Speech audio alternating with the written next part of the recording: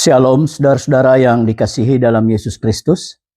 Firman Tuhan kita pada saat ini diambil dari Galatia 5 ayat 19 sampai 23 dengan tema menjaga kesucian hidup. Saudara-saudara yang dikasihi dalam Yesus Kristus, jemaat Galatia terdiri dari dua kelompok dan bisa dikatakan ini menjadi mewakili bangsa, yaitu Kristen asal Yahudi, dan mereka ini adalah minoritas di jemaat tersebut, dan Kristen asal non-Yahudi, dalam hal ini kafir ataupun gentiles. Mereka ini sebagai mayoritas di jemaat Galatia. Tentunya mereka sebelum menjadi jemaat Kristen, mereka menyembah berhala. Awalnya kehidupan jemaat Galatia berada dalam tenang. Tetapi datanglah sekelompok pengajar agama Yahudi. Yahudi Kristen tentunya. Yahudi yang telah menjadi Kristen. Yang dalam hal ini sering mereka disebut Yudayator atau Judaizer. Mereka mengucapkan ataupun mengacaukan iman jemaat Galatia dengan membawa Injil lain. Mereka bukan mengajarkan Injil kebenaran. Mereka mengajarkan bahwa percaya kepada Yesus Kristus saja tidak cukup. Mereka mengatakan bahwa untuk mendapatkan keselamatan yang seutuhnya, itu tentunya harus mengikuti hukum Taurat, terlebih harus sunat. Ini khususnya kepada Kristen non-Yahudi. Tetapi kepada Kristen, Yahudi tetap menjalankan hukum Taurat dan sunat. Persoalan yang lain yang ada di jemaat Galatia adalah salah memahami akan teologi pembebasan ataupun kemerdekaan. Mereka memahami bahwa karena mereka telah dimerdekakan dari dosa, berarti mereka bisa hidup sebagai orang merdeka yang bebas melakukan apapun. Di pihak lain, pengadut Yudayator atau Judaizer berupaya memberlakukan hukum Taurat untuk menjaga moral kehidupan. Dengan menjalankan hukum Taurat berarti jemaat akan terlindungi oleh perbuatan-perbuatan yang kurang baik. Dalam persoalan yang dihadapi oleh jemaat Galatia, Rasul Paulus memberi nasihat praktis kepada jemaat Galatia dengan menekankan hidup menurut daging dan hidup menurut roh. Memang Paulus juga menyadari bahwa karakteristik kehidupan masyarakat Greko-Roma ini adalah pencampuran ataupun pencampuran budaya, tradisi, dan nilai-nilai antara Yunani kuno yang dalam hal ini Greka dan Romawi kuno.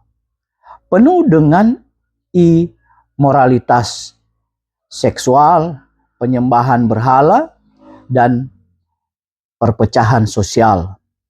Paulus mengingatkan hidup yang dipimpin hukum Taurat sekalipun tetap bisa jatuh ke dalam dosa-dosa ini jika mengandalkan kekuatan manusia ataupun kekuatan kedagingan.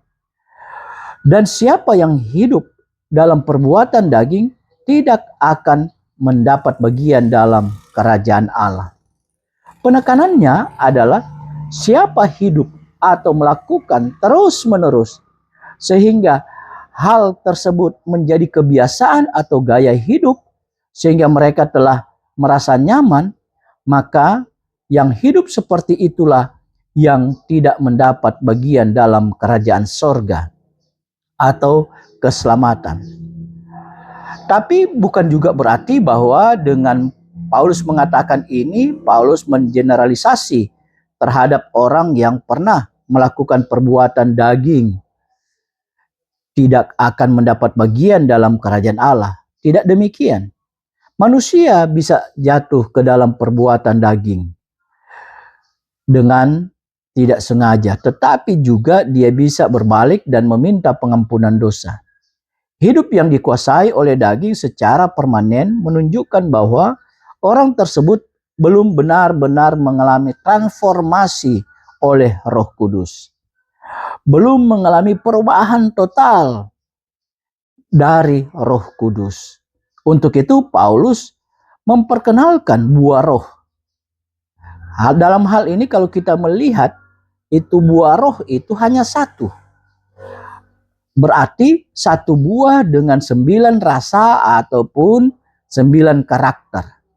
Karakter-karakter ini tidak dihasilkan oleh usaha mematuhi aturan agama secara legalistik ataupun formal, melainkan hasil alami ketika seseorang menyerahkan hidupnya dipimpin oleh Roh Kudus. Dengan ini Paulus menekankan bahwa kekudusan hidup Kristen tidak dicapai melalui syariat hukum Taurat secara lahiriah seperti yang dituntut kaum Yudais, melainkan melakukan penyerahan diri total kepada pimpinan Roh Kudus yang mengubah hati secara batinnya.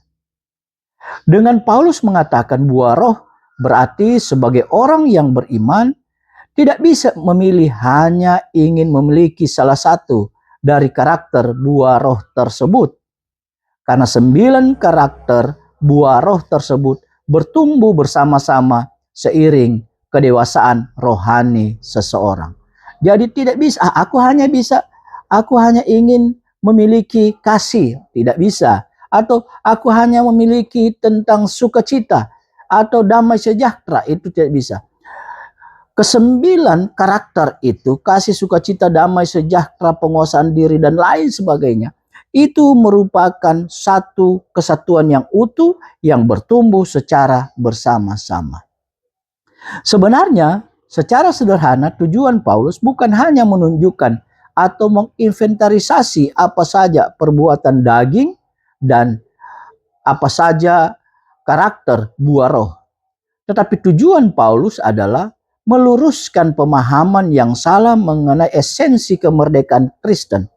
Bagi Paulus, ini harus diperhatikan bahwa merdeka dari hukum Taurat dan telah diselamatkan bukan berarti bebas berbuat dosa dengan sesuka hati. Kemerdekaan sejati adalah ketika hidup kita dipimpin oleh Roh Kudus, bukan keinginan daging. Oleh sebab itu, untuk memperjelas perbedaan itu, Paulus sengaja mengkontraskan dua cara hidup antara perbuatan daging dan buah roh. Dengan demikian, Paulus juga mau mengatakan bahwa berhenti mengandalkan kekuatan sendiri dan mulai hidup bergantung sepenuhnya kepada Roh Kudus. Hukum Taurat tidak bisa mengubah hati manusia karena dia bekerja dari luar. Tetapi Roh Kudus bisa mengubah hati manusia dan bisa menghasilkan buah kehidupan yang tidak bisa dituntut oleh hukum apapun. Kenapa tidak ada hukum yang menentang buah roh? Karena buah roh dihasilkan oleh Roh Kudus. Sehingga yang dilakukan oleh manusia yang dipimpin oleh Roh Kudus adalah perbuatan-perbuatan yang baik, yang berkenan kepada Tuhan, diri sendiri, serta terhadap orang lain. Saudara-saudara yang dikasihi dalam Yesus Kristus, tema kita menjaga kesucian hidup. Lewat tema kita ini, kita harus memahami bahwa dalam pekerumunan Yesus Kristus di kayu salib, kita bukan saja diselamatkan, tetapi juga kita telah disucikan ataupun dikuduskan dalam darah Yesus Kristus. Untuk itu, kita harus mensyukuri akan hal ini. Pengertian mensyukuri bukan hanya berterima kasih secara pasif kepada Tuhan, tetapi kita harus hidup dengan moralitas yang baik setiap hari. Dalam arti kata, untuk menjaga kesucian ataupun kekudusan hidup, berarti kita harus berani. Yang harus kita lakukan adalah berani memilih jalan yang benar, meskipun jalan itu sulit karena harus berhadapan dengan keinginan yang keluar dari hati.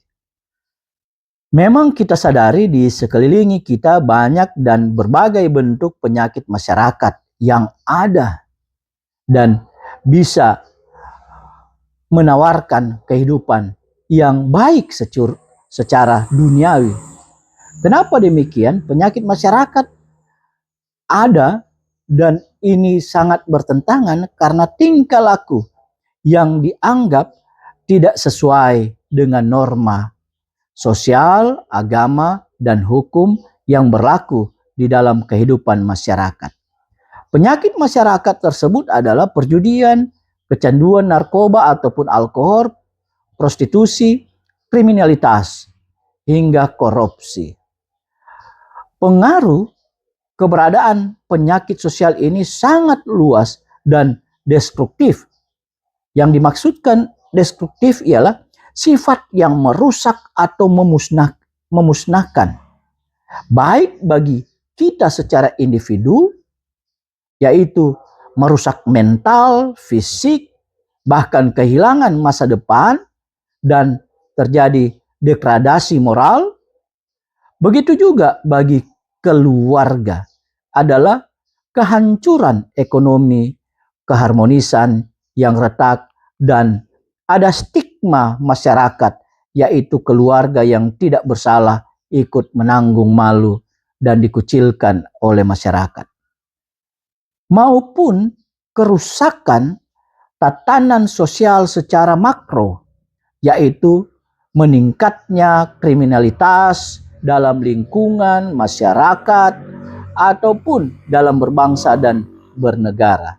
Hilangnya rasa aman yang ada dalam kehidupan kita di sekeliling kita, merusak generasi muda, bahkan berdampak terhadap negara dan pembangunan seperti beban ekonomi negara yang harus mengatasi penyakit masyarakat ini. Penurunan kualitas sumber daya manusia.